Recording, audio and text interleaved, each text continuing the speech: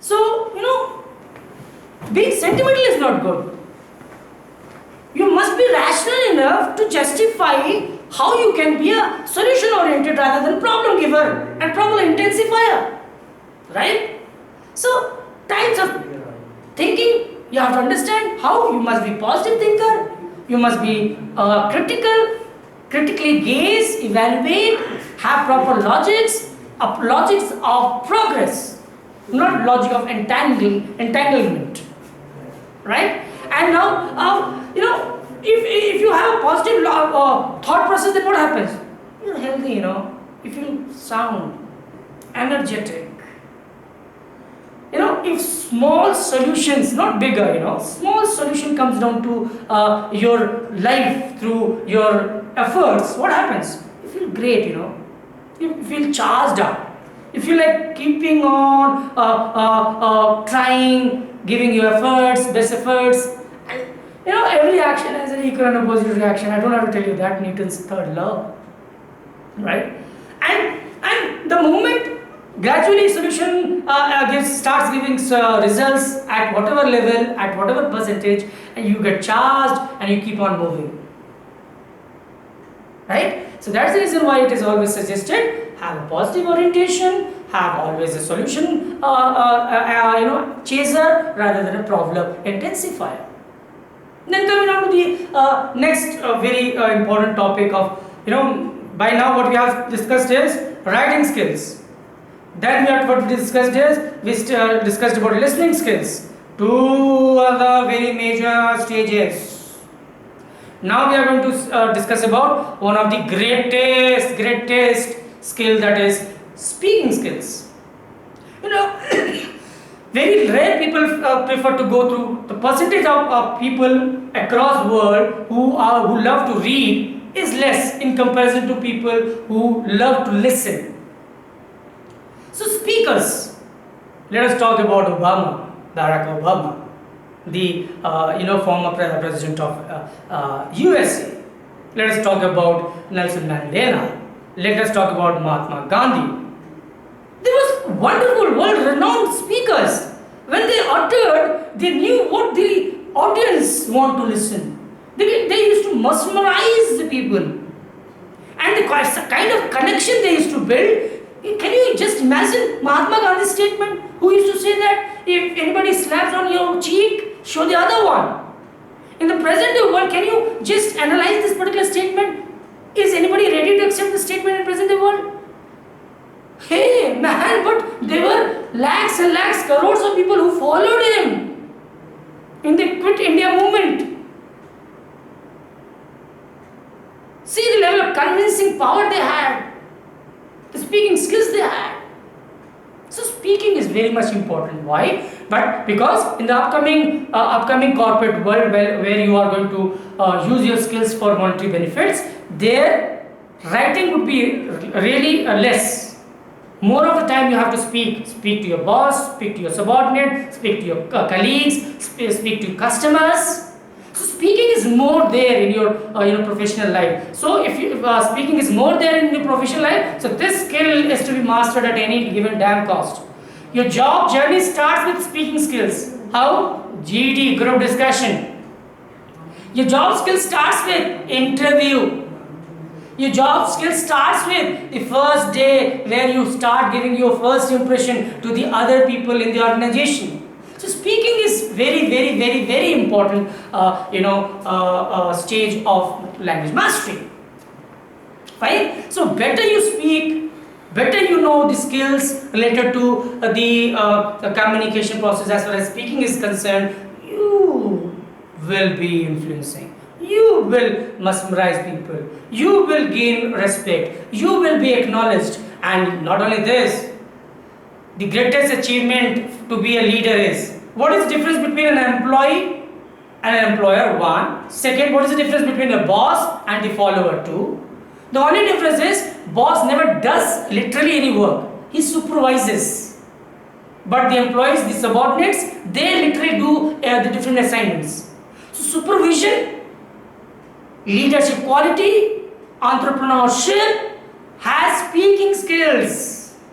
So speaking skills means what? See, You should have such a magnetic effect in your speeches, your strategy, your thought process, your words, that everybody get mesmerized and they are ready to give their life. Right? Let me set an example which will more convince you as far as my logics are concerned.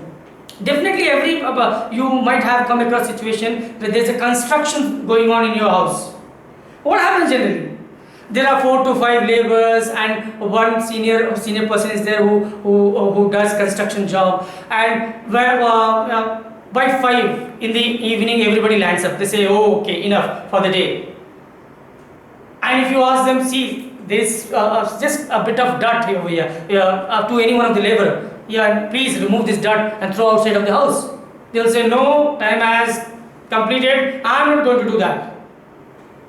But at the same time, if you have a strategy and by 2 or 2:30 when there is a lunch break, if you start serving them, ask them, hey, please relax, man, enough job. You relax, take rest for half an hour, just entertain yourself with a cup of tea, a few snacks.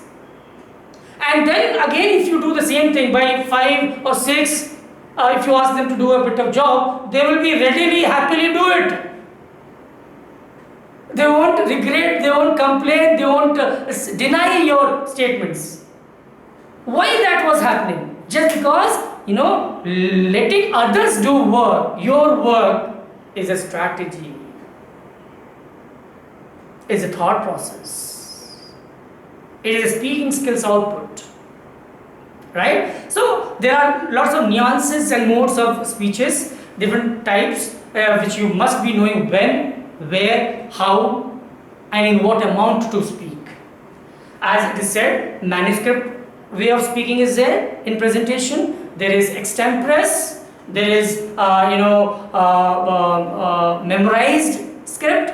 So what we have studied by now: extemporaneous, manuscript, memorized script, and impromptu. These are the 4 major type of presentations where you will be having your speaking skills tested. Right? And now let me deal one by one all the different types of skills that I have right now mentioned as far as speaking is concerned. So what is impromptu? Generally what happens, impromptu speeches are the one which you won't be aware, you won't be made alert. All of a sudden you are in a party, suppose there is a birthday party and somebody asks you to speak a 1 or 2 statement. Then what would happen?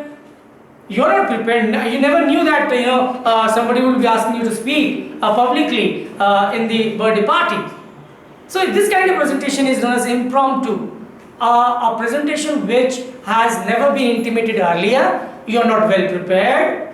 So that most of the time impromptu presentation, what happens is it is haphazard, not sequenced, not completely well structured. The second type of presentation that is there is memorization.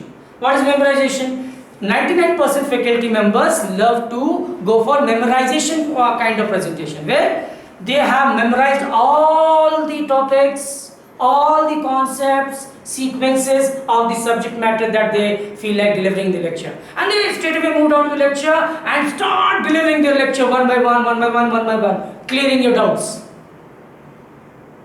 Right? So memorization means a presenter has memorized, mugged up all the concepts, all the sequence, all the verbs, all the knowledge, all the theories that are required to be delivered at the point of time. So memorization is very challenging. Everybody cannot do that. It is a skill again. It's because you might have come across a situation where you might have faced a presenter where he starts stumbling, mumbling and doing something like that. I'm missing a word. Yes, I wanted to say something. Why this happened? Because they are missing the skill of memorization. Right? So by now what we have studied is impromptu. What we have studied is memorized sort of presentation. And what is the third one? Extemporaneous. Extemporaneous presentation, most of the time what happens is you are given a time, you are aware about the topic, and on that topic you have sufficient time to prepare, and to max what you have is a chit. A chit where you might have written certain abstract level, certain terms, which will be referred by you while you give your presentation. It's easier in comparison to memorization. Memorization means everything is to be mugged up, but at the same time, whereas extemporary is concerned, you can take references. You can seek help by your notes or your certain words that you write down on chits.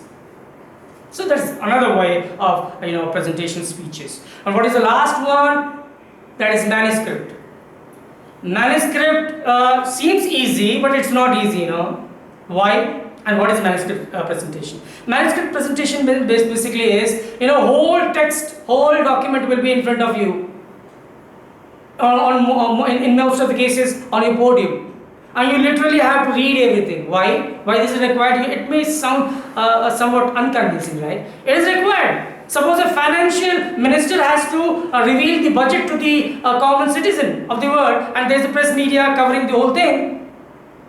He cannot memorize all the data accurately, all the structures accurately, all the latest changes that he or she has made in the policies. So where immense technicalities are there, their manuscript presentations are there. Policies making, legal documentation or legal, revealing the legalities.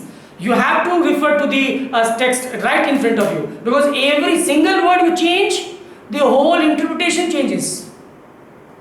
Right? So you have to make sure that you are speaking word by word, punctuation by punctuation, whatsoever is written in the text. That is a manuscript presentation is tough. But tough in what cases? Because generally what happens while you read manuscript which is written in front of you, you are not able to pay or maintain eye contact with your audience. And that somewhere disconnects, somewhere disrespects the audience. Audience are very, full of selfish. They want respect. If somebody is there in the, what happens in your class? Suppose I am taking my lecture, right? And I am completely paying attention to one side of the class, and I am not looking to one or two people in the class. Then what happens? You feel, no, sir is not paying attention to me. Subconsciously you feel disregarded. And while if I maintain each and every eye contact with each and every person in the class, you feel, yes, I am there. My presence is being marked. I should listen to him. He is giving me respect. I should give respect. It's always two-way keep going, right? So, manuscript, there are challenges. You have to keep all these things in mind. If you don't keep all these things in mind, then, as I have told you, it's not an easier job to master speeches. Everybody cannot be Mahatma Gandhi. Everybody cannot be Nelson Mandela. Everybody cannot be a Barack Obama. It is a gradual process, and one day you reach. You cannot hop, you cannot jump. The more you practice, be a part of different situation, take initiation, deliver any initiation. People generally what happens in this students is why they don't try their hand as far as speaking skill is concerned, full of inferiority complex, and before they try they have given up. I won't be able to speak. This is not my cup of tea. And they consider that in the first try they should be the best. Everybody should start clapping, hey, wow, what a speech. That never takes place. Every speaker, if you personally interview them and interact with them and ask them, was your first speech very impressive? They would say no. Gradually we learned. Whatever you're seeing today is an outcome of immense effort. Immense, at the same time, if you give me the liberty to use what? Failure. More you fail, more you learn. More you fail, more you learn as far as communication is concerned. Right? So today's lecture was full of concepts.